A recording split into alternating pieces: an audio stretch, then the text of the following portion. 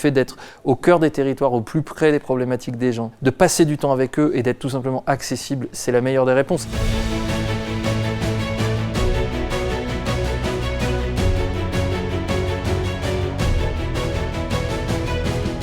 C'est un sentiment un petit peu mêlé, de grande satisfaction, d'humilité, parce que recevoir un prix qui récompense son engagement personnel, bon, c'est toujours un peu particulier. Je me dis que ça récompense aussi cet engagement collectif. C'est un moment qui laisse aussi un petit peu sans voix, parce que trouver des mots justes pour parler de son propre engagement, c'est toujours difficile. Je suis sans doute le moins objectif pour en parler, mais en tout cas, si ça récompense le cœur qu'on met dans l'engagement public, la volonté qu'on y met, alors effectivement, je pense que je reçois ce prix avec grand plaisir, d'autant plus qu'il est décerné par les médias, par la presse, avec lesquels on entretient des relations qui sont extrêmement saines et qui sont, je le disais tout à l'heure, la garantie du pluralisme, la garantie aussi d'une démocratie où la presse s'exprime librement, commente la vie publique librement. Donc c'est un grand honneur de recevoir ces prix décernés par la presse.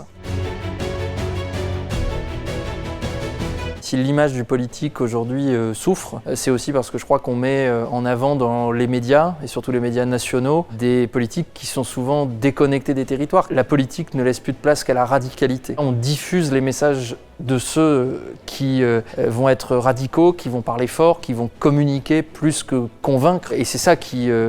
crée cette ambiance très négative autour du personnel politique. Et je suis convaincu que la réponse à ça, c'est de continuer à faire le travail qu'on fait dans les territoires et le fait d'être au cœur des territoires, au plus près des problématiques des gens, de savoir aller leur parler sans vouloir forcément derrière faire une publication sur les réseaux sociaux, d'aller écouter ce qu'ils ont à dire, de passer du temps avec eux et d'être tout simplement accessible, c'est la meilleure des réponses. Et finalement, c'est pas une réponse très novatrice, c'est ce que les élus font depuis toujours, depuis que la politique existe, être au contact des gens, leur parler, essayer de moins sortir les discours qui sont préparés par des agences de communication, d'aller un petit peu plus dans les troquets, d'aller un petit peu plus dans les bistrots, écouter ce qui se dit au comptoir, écouter ce qui se dit sur les marchés, écouter ce qui se dit dans vos conseils d'école, être en prise tout simplement avec